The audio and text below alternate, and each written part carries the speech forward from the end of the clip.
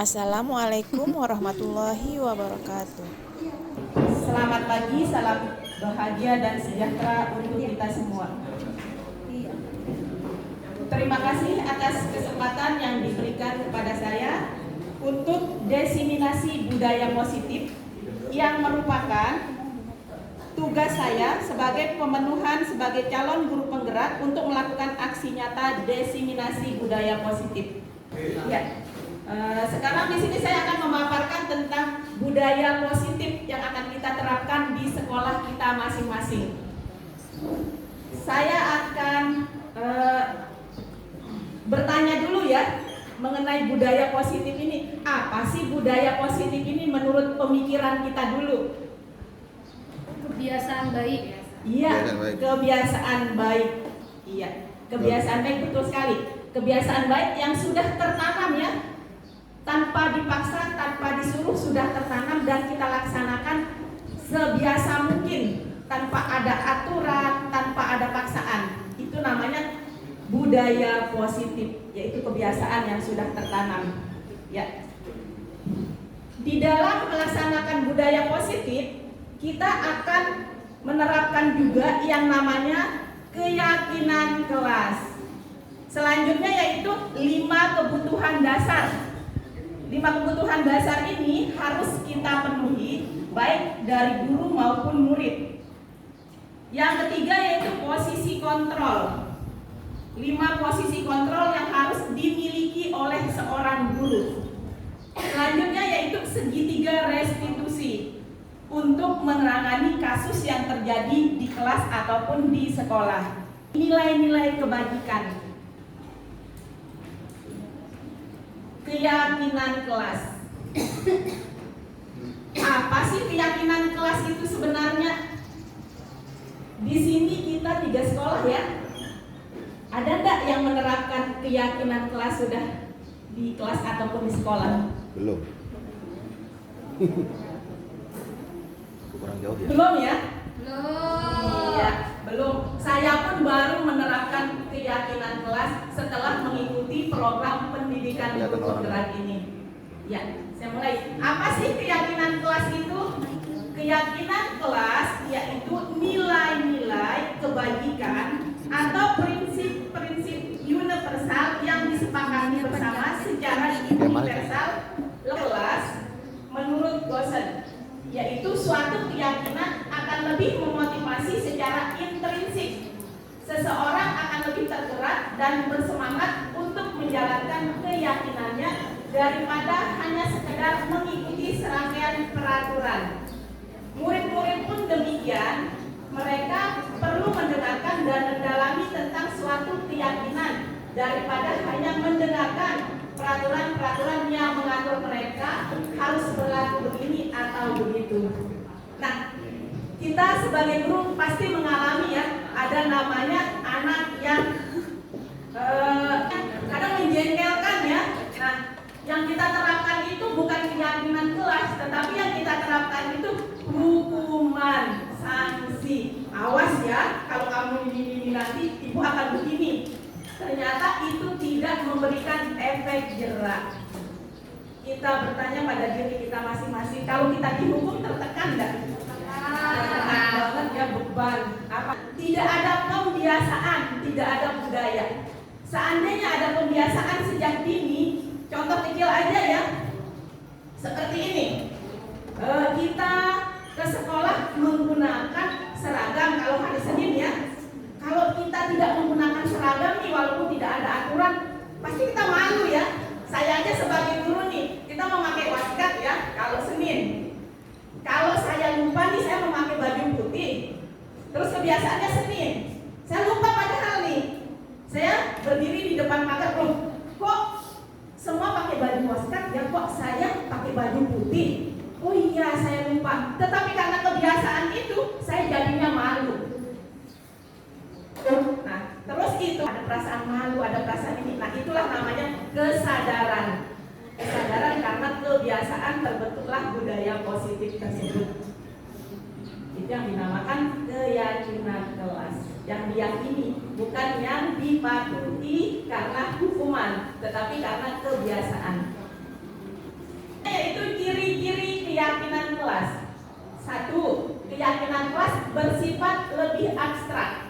daripada peraturan yang lebih rinci dan konkret. 2. Keyakinan kelas berupa pernyataan universal. 3. Pernyataan keyakinan kelas senantiasa dibuat dalam bentuk positif. 4. Keyakinan kelas hendaknya tidak terlalu banyak sehingga mudah diingat dan dipahami oleh semua warga kelas. 5. Keyakinan kelas sebaiknya sesuatu yang dapat diterapkan di lingkungan tersebut. 6. Semua warga kelas hendaknya ikut berkontribusi dalam pembuatan keyakinan kelas lewat kegiatan curah pendapat. 7. Bersedia meninjau kembali keyakinan kelas dari waktu ke waktu. Ini adalah ciri-ciri keyakinan kelas. Lihat ya. Nilai-nilai positif yang ingin ditanamkan dari keyakinan tersebut. Nah, nilai kebajikan. Nilai apa yang akan timbul kalau sudah terlaksana keyakinan kelas ini? Keadilan, kehormatan, peduli, integritas, kejujuran, keamanan, kesabaran, tanggung jawab, mandiri, keselamatan, kesehatan, dan bisa ditambahkan lagi sendiri. Selanjutnya, contoh kalimat keyakinan kelas. Kalimat keyakinan kelas ini ya, kalimatnya tidak memaksa, kalimatnya tidak menghardik, harus tidak, jangan tidak, itu tidak boleh dilakukan dengan kata-kata harus, jangan. Nah, ini contohnya, kembalikan barang ke tempatnya, itu harus, dan lain-lain. Nah, ini contohnya hadir di sekolah 15 menit sebelum pembelajaran dimulai atau sebelum upacara dimulai. Tapi pada kebiasaannya kita itu upacara dimulai 15 menit lagi, tutup pagar, awas ya, jangan terlambat, hukuman. Itu yang biasa kita terjadi ya di lapangan ya. Nah, padahal itu tidak diperbolehkan. Ya. Keyakinan kelas, prosedur pembentukan keyakinan kelas. Jika kita mau membentuk keyakinan kelas, ini langkah-langkah yang akan kita tempuh. Baca sendiri aja ya. Ya. Ini kalimat negatif. Contoh kalimat negatif, dilarang mengganggu orang lain. Kalimat positifnya senantiasa menghormati orang lain. Padahal kita sering melarang-larang ya. Nah, tanpa kita sadar, dilarang buang sampah sembarangan. Padahal ada kata yang lebih halus atau positif. Iya.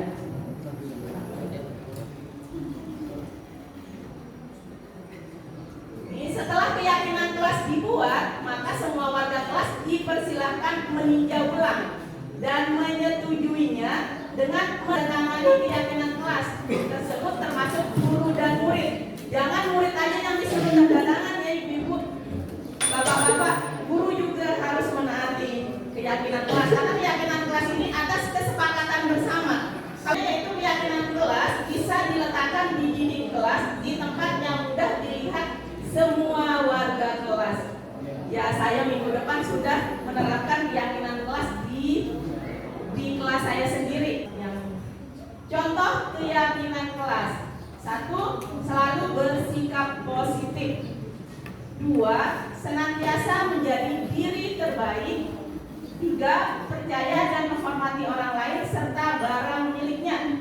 4. Berkomitmen terhadap setiap tugas. 5. Senantiasa membantu. 6. Senantiasa menjaga kebersihan diri dan lingkungan. Sebelum kita menerima kebutuhan dasar, tadi ada kalau anak itu tidak mengerjakan PR, tambah lagi. Ayo kita dari hati ke hati. Kalau kita tambah lagi, apa ada beban mereka? Jelas beban dan tidak memberikan pendidikan. Kenapa saya bilang begitu? Karena pada saat kita menambah beban mereka itu, mereka jadi stres. Nah, kita coba terapkan keyakinan kelas ini, insya Allah ya. Itu kan atas kesadaran mereka, atas kesepakatan mereka. Berarti mereka yang buat, berarti mereka yang melanggar, ada konsekuensinya juga kan bagi mereka. Mereka akan berpikir, kok aku yang bikin ini, aku yang tempel di papan, kok aku yang langgar gitu ya. Mereka akan berpikir, mereka akan menghargai dirinya. Aku loh yang membuat aturan ini, aku yang membuat kesepakatan kelas ini, keyakinan kelas ini, kok aku mau melanggar gitu. Nah, lanjutnya, 5 kebutuhan dasar manusia. 5 kebutuhan dasar manusia, seluruh tindakan manusia memiliki tujuan tertentu. Apa yang kita lakukan pasti memiliki tujuan, Bapak Ibu ya. Kita kesini pun kita memiliki tujuan. Tanpa tujuan kita namanya tidak terarah ya. Semua yang kita lakukan adalah usaha terbaik kita untuk mendapatkan apa yang kita inginkan. Ketika kita mendapatkan apa yang kita inginkan, sebetulnya saat itu kita sedang memenuhi satu atau lebih dari satu kebutuhan dasar kita. Ayo kita lihat apa aja kebutuhan dasar kita. Kebutuhan dasar ini tidak semua manusia. Jika kebutuhan dasar ini tidak terpenuhi salah satunya, maka akan terjadi perilaku negatif. Ya. Yang pertama yaitu kebutuhan bertahan hidup. Kebutuhan bertahan hidup adalah kebutuhan yang bersifat fisiologis. Untuk bertahan hidup misalnya kesehatan, kita perlu sehat ya. Kalau kita sakit pasti terganggu ya, kita akan melakukan tindakan negatif pastinya. Rumah dan makanan. Komponen psikologis pada kebutuhan ini meliputi kebutuhan akan perasaan aman. Jika kebutuhan bertahan hidup ini seperti makanan tercukupi, badan sehat, jiwa sehat, pastinya tenang ya. Nah, kita tidak akan memprotes. Tapi ada lagi nih kebutuhan yang lain, bukan kebutuhan ini aja yang harus kita penuhi. Cinta dan kasih sayang. Enggak butuh kasih sayang. Ngomong ya. Kita itu semua butuh kasih sayang. Kebutuhan untuk mencintai dan memiliki meliputi kebutuhan akan hubungan dan koneksi sosial. Kebutuhan untuk memberi dan menerima kasih sayang, dan kebutuhan untuk merasa menjadi bagian dari suatu kelompok. Kebutuhan ini juga meliputi keinginan untuk tetap terhubung dengan orang lain, seperti berteman, keluarga. Kita membutuhkan keluarga ya. Anak-anak yang memiliki kebutuhan dasar cinta dan kasih sayang yang tinggi biasanya ingin disukai, diterima oleh lingkungannya. Mereka juga akrab dengan orang tuanya. Biasanya mereka belajar karena suka pada gurunya. Bagi mereka teman sebaya sangatlah penting. Mereka juga biasanya suka bekerja dalam kelompok. Kalau kita menganggap siswa itu atau murid kita teman, mereka senang ya. Apalagi kalau kita puji. Lanjut. Kebutuhan pengakuan atas kemampuan. Kebutuhan ini berhubungan dengan kekuatan untuk mencapai sesuatu, menjadi kompeten, menjadi terampil, diakui atas prestasi dan keterampilan kita, didengarkan dan memiliki rasa harga diri. Ya, di sini contohnya saya ingin mengambil contoh ya. Kita ini pintar loh mengaplikasikan sesuatu dalam bentuk media apa gitu ya. Pastinya kita ada perasaan nih mau diakui sama teman ya, akan. Tetapi ibu cuma mengambil satu tahapan saja, yaitu menstabilkan dengan menanyakan permasalahan tersebut. Ya, tetapi alasan-alasan yang lain belum ya Bu ya. Nah, terus berkolaborasi dengan orang tua. Ya, bagus sekali tuh berkolaborasi dengan orang tua. Ya, kita lihat ya apa yang dilakukan ini. Dalam kasus Doni di atas, apabila jawaban Doni ketika ditanya oleh Ibu Ambar adalah karena ia lapar dan orang tuanya tidak membawakannya bekal makan siang, maka kebutuhan dasar yang sedang berusaha dipenuhi oleh Doni adalah kebutuhan untuk bertahan hidup. Dia lapar kasihannya. Yang kelima, dalam kasus di atas, bila Doni menjawab bahwa ia melakukan karena iseng saja dan ia menikmati ekspresi wajah teman-temannya yang kesal karena diambil makanannya dan menurut dia ekspresi teman-temannya itu lucu, maka berarti Doni sedang berusaha memenuhi kebutuhannya akan kesenangan. Lanjut ya. Jadi kebutuhan dasar manusia. Ibu guru bilang aku tidak boleh bersenandung sewaktu mengerjakan tugas. Katanya kelas harus tenang, tidak ada suara. Padahal kan aku suka dengan menyanyi. Kebutuhan apa kira-kira? Kesenangan. Banyak ya dari bukan banyak ya, saya sendiri Saya kadang anak itu menyanyi di depan saya kalau saya lagi mengerjakan sesuatu, kadang ngapain nyanyi, diam. Padahal itu sudah melanggar loh ibu-ibu. Jangan sampai kita melarang kebebasan seorang anak itu. Dia menyalurkan kebutuhannya itu melalui berbagai cara dan harus kita ketahui. Ibu guru tidak menyapaku hari ini, padahal aku pakai jepit rambut baru. Iya, kasih sayang ya, di perhatian yang dia mau diterapkan oleh seorang guru. 5 posisi kontrol, yaitu yang pertama penghukum, pemantau, pembuat merasa bersalah, teman, dan sebagai manajer. Nih seorang penghukum, apabila ada dari kita seorang penghukum, maka kita harus ini merubah diri ya, balik lagi ke jalan yang lurus ibu-ibu, bapak-bapak. Seorang penghukum bisa menggunakan hukuman fisik maupun verbal. Orang-orang yang menjalankan posisi penghukum senantiasa mengatakan bahwa sekolah memerlukan sistem atau alat yang dapat lebih menekan murid-murid lebih dalam lagi. Guru-guru yang menerapkan posisi penghukum akan berkata, patuhi aturan saya atau awas. Kita sering ya, kita teriak awas ya. Saya juga begitu bu. Kamu selalu saja salah. Pasti selalu kamu yang terakhir selesai. Ibu mau pulang, ibu mau ke pasar, ini hari Jumat juga.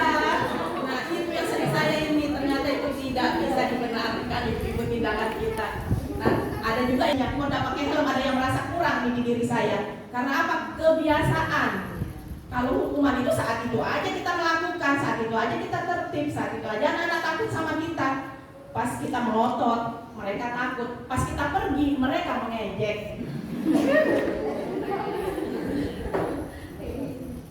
Ya, guru seperti ini senantiasa percaya hanya ada satu cara agar pembelajaran bisa berhasil, yaitu cara dia. Ini yang cara kolonial Belanda dulu ya, menghukum ini. Ya, terus ini pembuat merasa bersalah. Saya juga sering juga melakukan ini, padahal ini tidak benar juga. Tapi ini bisa juga menertibkan murid, tapi ya itu murid kebeban. Seperti ini, pada posisi ini biasanya guru akan bersuara lemah lembut. Membuat orang merasa bersalah, akan menggunakan keheningan yang membuat orang lain merasa tidak nyaman, bersalah, atau rendah diri. Kata-kata yang keluar dengan lembut akan seperti, ibu sangat kecewa sekali dengan kamu. Berapa kali bapak harus memberitahu kamu. Dan ini lagi, nak, kalau kamu melanggar aturan terus, melanggar ini terus, nah kepala sekolah akan hukum ibu. Kamu udah kasihan kan lihat ibu itu merasa bersalah loh, anak-anak itu sama kita bu. Kasihannya ibu guru ya, paling kelas 1. Saya sekarang menyadari perbuatan salah. Posisi kita sebagai teman, guru pada posisi ini tidak akan menyakiti murid, namun akan tetap berupaya mengontrol murid melalui persuasi. Posisi teman pada guru bisa negatif atau positif, salah ketik. Positif di sini berupa hubungan baik yang terjalin antara guru dan murid. Nah seperti ini, ayo bantulah demi bapak ya. Kalau tidak mau mengerjakan atau tidak menaati kan, ayo ingat tidak bantuan ibu selama tidak ingat. Tahu, ayo ingat tidak bantuan ibu selama ini. Nah mungkin nih teman kan, kita sering berteman ya, tapi kalau kelahi ya itu begini loh, mungkin. Nah ini juga kaitan sama murid, mungkin. Kalau nggak ada ibu kamu nggak ada kelas loh, ya kan? Kamu kan dimarahin guru lain kalau nggak ada ibu. Nah itu tidak boleh. Udah, ini murid merasa dikecewakan dan tidak mau lagi berusaha. Hal lain yang mungkin timbul adalah murid hanya akan bertindak untuk guru tertentu saja dan tidak untuk guru lainnya. Murid akan tergantung pada guru tersebut. Ini dia kelas-kelas tinggi nih, kalau teman ini kayak SMA gitu. Nah ini pemantau, mantau aja, ngontrol aja nih. Memonitor berarti mengawasi. Pada saat kita mengawasi, kita bertanggung jawab atas perilaku orang-orang yang kita awasi. Posisi ini berdasarkan pada peraturan-peraturan dan konsekuensi. Contohnya, peraturannya apa? Apa yang telah kamu lakukan? Sanksi atau konsekuensi apa? Itu kata-kata yang keluar ya kalau pemantau. Kita lanjut. Nah ini manajer. Posisi yang paling tertinggi itu manajer. Kita dituntut sebagai guru untuk sebagai posisi di manajer ini. Posisi kontrol kita harus seperti manajer. Posisi terakhir manajer. Posisi mentor di mana guru berbuat sesuatu bersama dengan murid. Mempersilahkan murid mempertanggungjawabkan perilakunya, mendukung murid agar dapat menemukan solusi atas permasalahannya sendiri. Seorang manajer telah memiliki keterampilan di posisi teman maupun pemantau, dan dengan demikian bisa jadi di waktu-waktu tertentu kembali kepada kedua posisi tersebut bila diperlukan. Namun, bila kita menginginkan murid kita menjadi manusia merdeka, mandiri, dan bertanggung jawab, maka kita perlu mengacu kepada restitusi yang dapat menjadikan murid kita seorang manajer bagi dirinya sendiri. Di manajer, murid diajak untuk menganalisis kebutuhan dirinya maupun kebutuhan orang lain. Di sini penekanan bukan pada kemampuan membuat konsekuensi, namun dapat berkolaborasi dengan murid. Bagaimana memperbaiki kesalahan yang ada? Seorang manajer akan berkata, apa yang kita yakini? Ayo kita kembali ke keyakinan kelas kita. Apa kamu meyakini tindakanmu itu? Jika kamu meyakininya, apakah kamu bersedia memperbaikinya? Jika kamu memperbaiki ini, hal ini menunjukkan apa tentang dirimu? Apa rencana kamu untuk memperbaiki hal ini? Nah, salah satu contoh, kemarin saya pulang.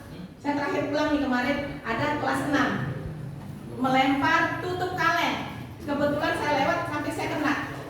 Tapi saya lihat, saya mau marah nih. Saya ingatlah segitiga restitusi ini saya harus terapkan. Dan murid ini mukanya memelas. Bu, maaf bu, maaf bu. Dikira saya marah, kan biasanya saya marah ya. Saya bilang, biasa saja, saya juga melakukan hal seperti itu. Tapi apakah kamu tahu itu sampah atau tidak? Tahu bu, itu sampah. Ya sudah, buang aja sampah itu. Saya tidak jadi marah bu, saya ingat segitiga restitusi dan manajer ini.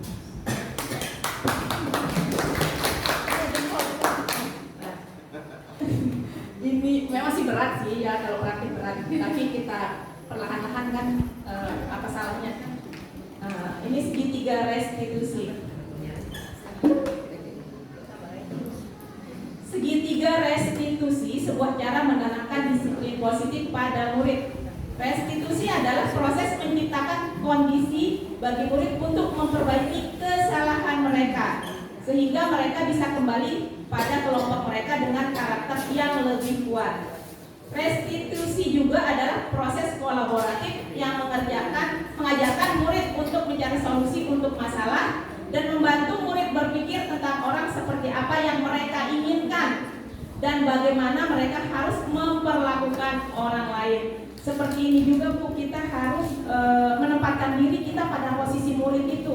Seandainya kita jadi murid itu, kita bermasalah nih, masalah itu kita sendiri yang buat, karena kita murid ya. Oh ini murid itu bermasalah, kita panggil, kita cari, gali apa sih alasannya melakukan ini.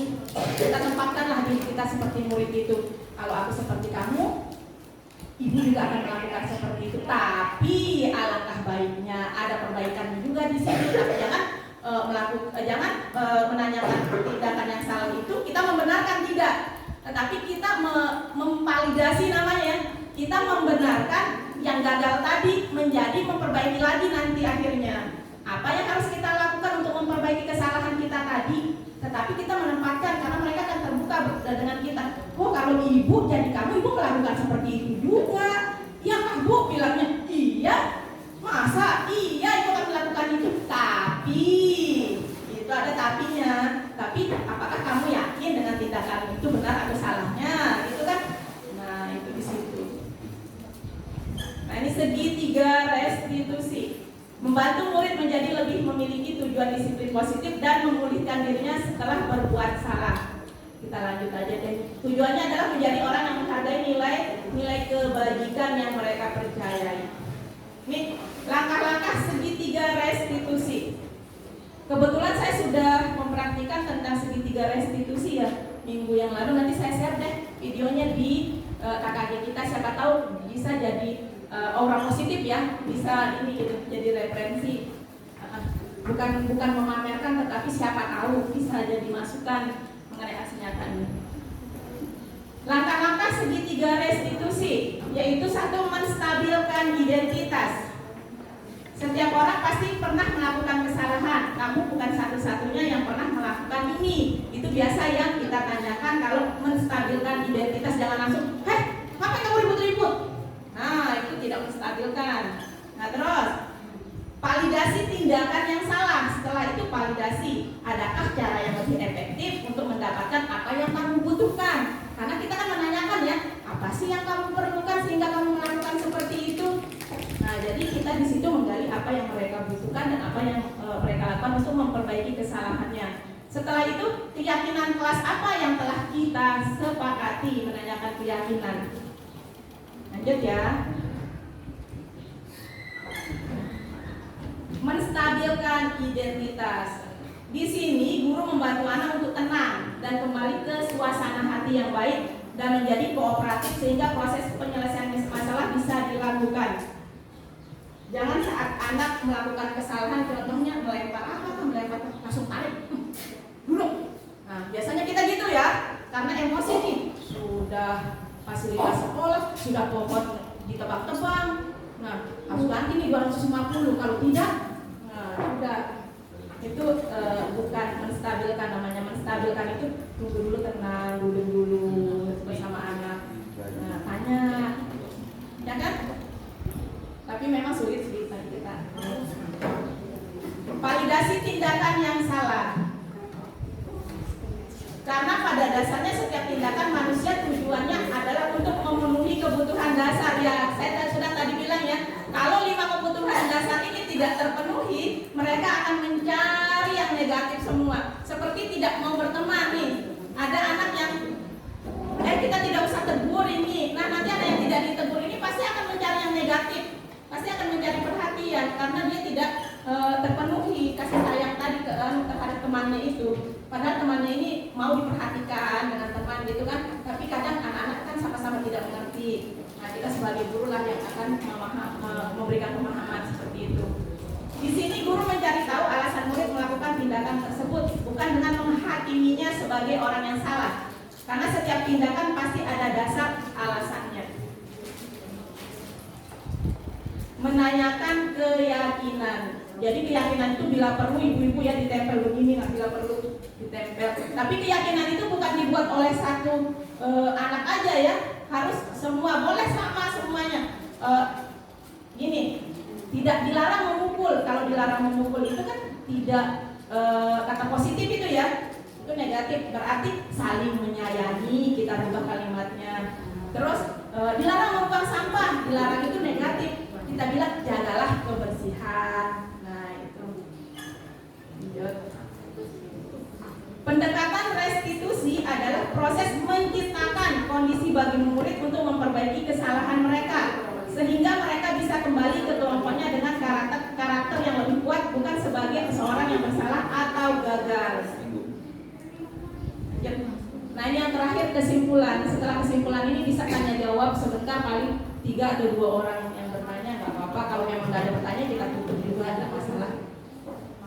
Budaya positif di sekolah tidak dapat berdiri sendiri dalam menciptakan budaya ajar yang baik, tetapi harus ada perpaduan harmonis antar elemen, seperti manajemen sekolah dan visi sekolah. Pentingnya kolaborasi antar stakeholder, kepala sekolah, guru, komite sekolah, wali murid, dan murid dalam pembelajaran. Supaya tidak ada konflik, ya kita undang dulu wali murid, tunggu datang semua, baru kita diskusi apa sih yang akan kita serahkan dengan anak-anak kita, supaya tidak ada konflik di belakang hari, supaya tidak ada protes di belakang hari. Kita minta tanda tangan mereka setelah ada keyakinan kelas terbentuk. Untuk membangun budaya yang positif, sekolah perlu menyediakan lingkungan yang positif, aman dan nyaman, agar murid mampu berpikir, bertindak mandiri dan bertanggung jawab. Salah satu strategi yang perlu ditinjau ulang adalah bentuk disiplin yang dijalankan selama ini di sekolah-sekolah kita. Dalam hal ini kontrol guru dalam menghadapi murid. Penerapan budaya positif jika dikaitkan dengan nilai-nilai dan kreativitas belajar mengajar sehari-hari, yaitu dengan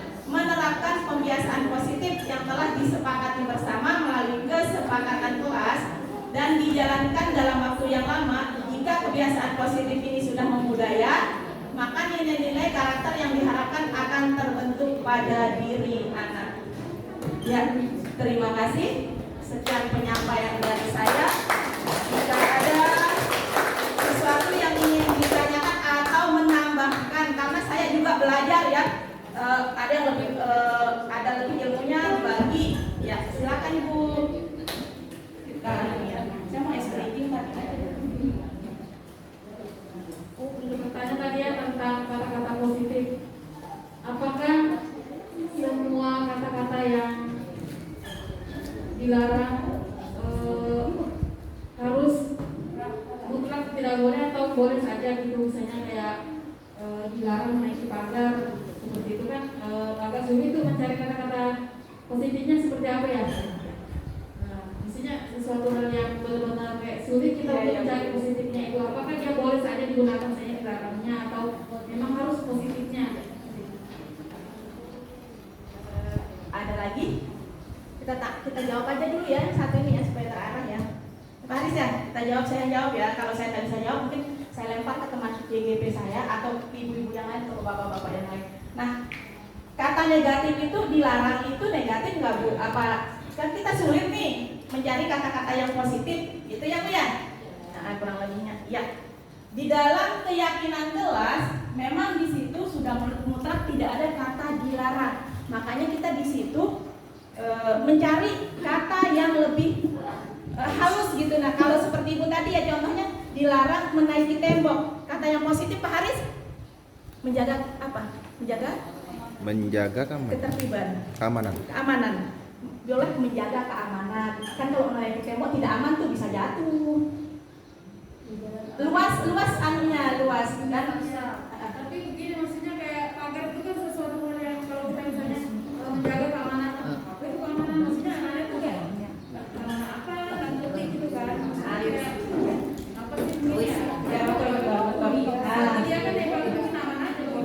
Iya, aman aja bagi dia ya. Tetapi kita intinya sebelum kita ini membentuk keyakinan kelas, kita sosialisasi dulu ya. Apa sih budaya positif ini? Apa sih yang bisa terjadi kalau kalian melakukan seperti ini? Berarti ada nilai-nilai kebajikan di situ. Berarti ada tanggung jawabnya di situ juga Bu. Kita lihat bukan semata-mata kita membuat keyakinan kelas, tetapi kita tidak mengambil nilai kebajikan.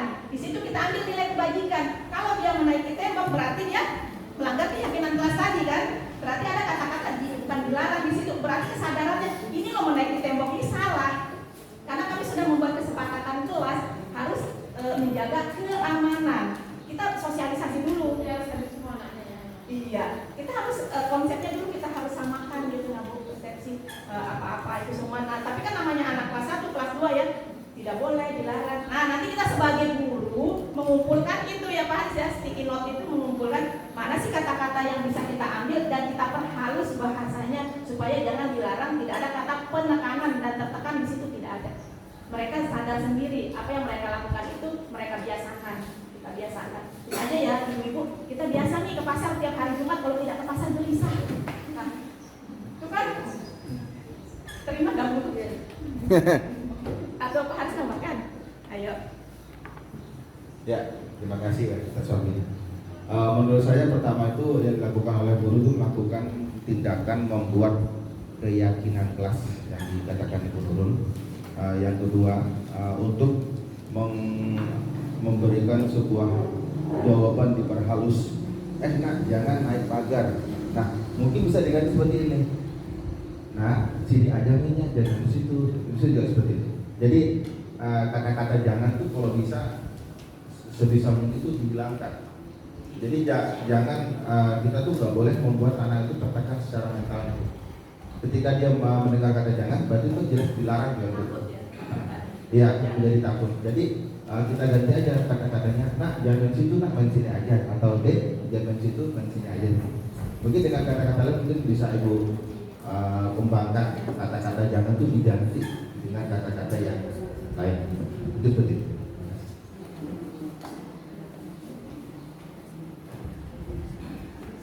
Sudah Bu.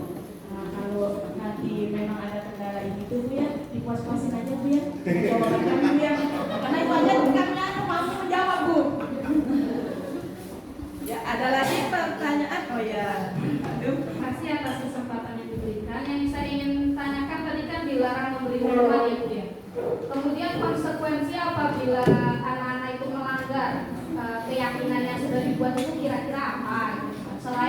dan kalau mereka salah konsekuensi yang diterima apakah dibuat kesepakatan juga atau bagaimana? Mau nanya ini tentang kebutuhan dasar, khususnya kebutuhan dasar kesenangan.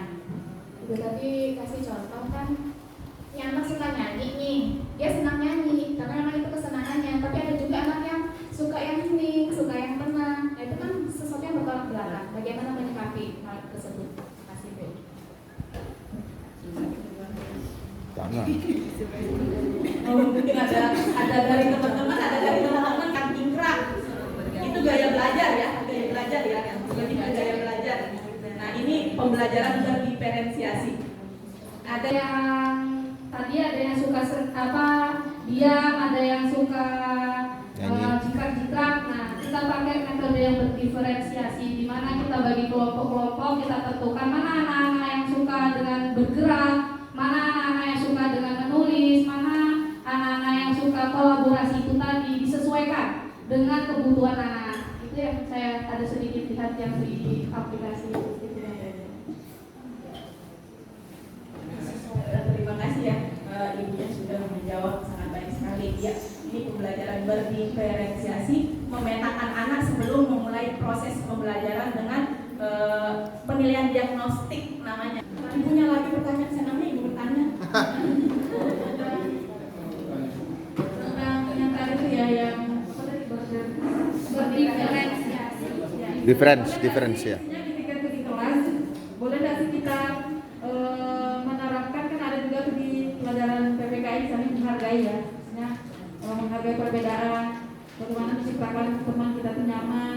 Boleh nggak sih bilang maksudnya misalnya dia hobinya nyanyi atau hobinya dia buat di kelas, boleh kita kasih tahu gini, silakan nanti nyanyi, tapi ketika waktu istirahat atau waktu di rumah silakan. Boleh nggak sih maksudnya jadi di kelas ini ada tuh magang gitu ya, iya ada yang di rumah aja, ada yang suka ini loh, ada yang suka, jadi kita menghargai yang tidak suka keributan. Jadi kita lebih ke saling menghargai gitu, sehingga kan kita nggak semua hobi jadi tadi kan senang apa kayak gitu. Pasti ada tuh yang udah senang banget sih dengan pokoknya, cuma dia nggak mengutarakan gitu. Nah, boleh nggak? Dengan ramenya, dengan perbedaan itu bisa menyatukan, Bu. Jadi kita tidak bisa hormati temanmu ya, yang ini lagi begini, nggak bisa kayak gitu, Bu. Karena di situ memang sudah beraneka ragam kita di ini. Budaya kita memang kan bineka tunggal ika ya. Terus ibu masanya hobi tadi ya. Nah, hobi itu kata ibu dibawa pulang aja, nanti jangan di sini orang terganggu kok. Nah, gitu kan. Nah, di sini tidak begitu, Bu, konsepnya. Di sini kurikulum merdeka ini malah mencari perbedaan anak itu gitu lah, Bu. Kita kan diminta untuk mencari perbedaan anak itu sesuai dengan gaya belajar dan kemampuan awalnya. Nah, jadi yang pintar dengan yang belum pintar didudukkan, Bu. Jangan yang pintar dengan yang pintar saja. Kita bisa mengambil dua alternatif di dalam kelas itu berdiferensiasi. Bisa mengambil dengan kemampuan belajar, bisa mengambil dengan gaya belajar. Tapi kalau gaya belajar itu kita kalau dipanggil dia diam, oh berarti dia cari perhatian ibu itu. Kalau ibu jauh dia teriak. Nah, terus jauh-jauh, Bu ya.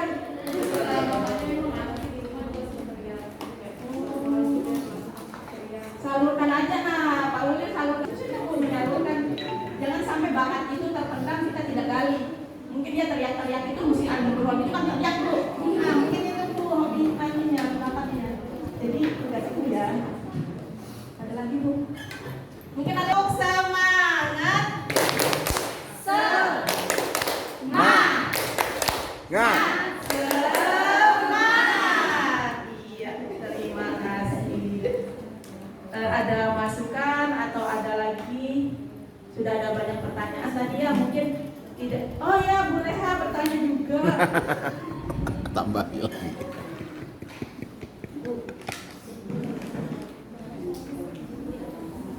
Assalamualaikum warahmatullahi wabarakatuh. Waalaikumsalam warahmatullahi Ini saya banyak kejadian di kelas saya dan saya belum bisa mengatasi dengan baik rasanya gitu.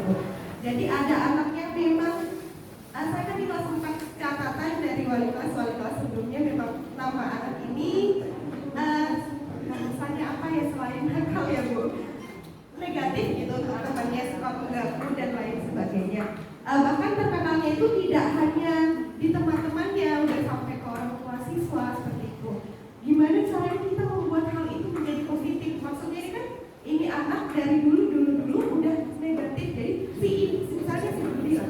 si Budi ini memang suka dengan temannya. Kita sudah berbicara dengan si Budi, kita merasakan perubahannya. Yang kayak, oke, minggu ini dia teman-temannya lebih sedikit pengalaman tentang si Budi ini. Kayak, Bu, Budi mengganggu ini. Kalau biasanya sehari 3 kali, ini udah sehari 1 kali. Alhamdulillah. Kita sudah bisa berbicara ke anaknya bahwa alhamdulillah kamu udah berubah nih, ibu senang ya, kayak gitu, udah apresiasi. Tapi dengan lingkungannya bagaimana, Bu? Karena si teman-temannya ini masih merasa bahwa si Budi ini adalah biangnya. Jadi teman-temannya seolah-olah gini, misalnya ada 2 orang, misalnya Budi dan Adi gitu, melakukan hal yang sama, teman-temannya itu akan lebih heboh, si Budi Bu pelakunya kayak gitu. Padahal misalnya di faktanya saya sama-sama kayak gitu. Terima kasih atas pertanyaan yang sangat baik sekali ya. Untuk kita juga nih semua mungkin ada kasus yang seperti Bu Leha alami. Ini ya, anak itu sudah dinasehati, anak itu sudah diberikan reward gitu ya, supaya tidak melakukan kesalahan itu lagi ya Bu ya. Sudah segitiga restitusi enggak Bu? Nanti dicoba Bu ya. Nah, terus anak ini selalu dia yang dipojokkan oleh temannya. Nah, disitulah Bu dia pingin diterima itu. Nanti solusinya sini Bu ya, dari saya. Mungkin ini tidak mudah Bu ya. Nah, nanti Ibu bisa panggil nih teman-temannya itu tanpa dia ketahui gitu nah. Personal aja. Siapa yang diteliti aja Bu. Nah, si Budi ini kok musuhnya siapa sih di sini? Siapa sih yang sering jolimi si Budi ini sehingga dia begini? Ibu teliti dulu nih di kelas nih. Oh, si ini, Ibu panggil secara personal aja, jangan di depan teman-temannya. Anak-anak itu tidak akan mau mengaku kalau di depan teman-temannya, apalagi kalau kelas tinggi. Nanti dicoba boleh hanya segitiga restitusi dulu, kalau memang nggak bisa ya diteliti dulu siapa sih yang sering ini sama dia gitu ya. Jadi Si anaknya ini memang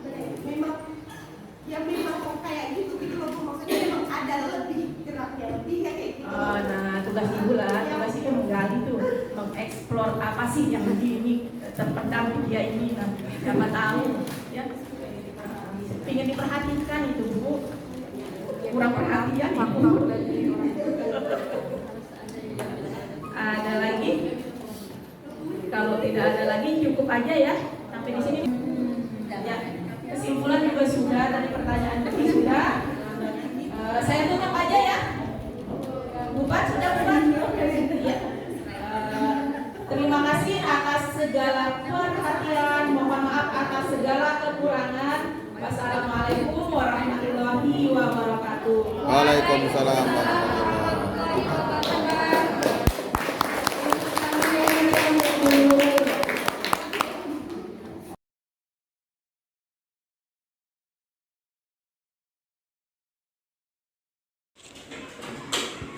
Nah, kemarin kita sudah memahami dan ingin menerapkan budaya positif di kelas kita. Tetapi sebelum kita menerapkan budaya positif tadi, kita harus membuat keyakinan kelas dulu ya kan? Iya. Jadi kan kita hari ini membuat keyakinan kelas? Iya. Iya, Ibu akan bagikan kertas sticky note. Jadi kalian boleh menulis apa saja yang kalian mau. Menurut kalian baik apa yang diterapkan di kelas ini? Contohnya, apa contohnya?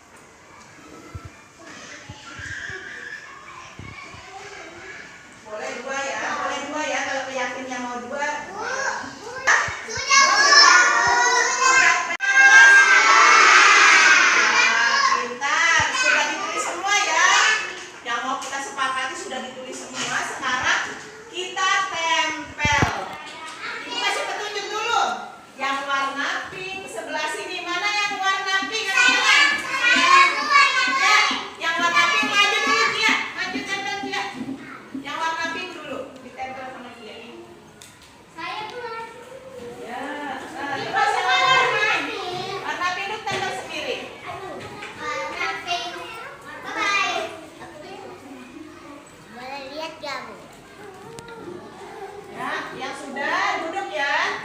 Yang sudah duduk nak ya. Ya, antri dulu yang warna pink dulu supaya rapi, supaya bisa kita baca. Coba sekarang kita baca dulu keyakinan kelas yang sudah kita tempel di papan ya. Ibu bacakan. Ini yang pertama, menyayangi teman. Sepakat? Ya. Jaga kesehatan. Sepakat? Sayang teman. Membuang sampah pada tempatnya. Sepakat? Ya. Menghormati guru. Terus ini ada lagi menghormati ibu guru. Ya. Jaga kesehatan juga nih ada. Terus menyayangi teman. Berdoa sebelum belajar. Sepakat? Iya. Sekarang keyakinan ini ibu tuangkan ke dalam tulisan dan ibu akan tempel bersama kalian besok. Jadi ini harus dilaksanakan ya,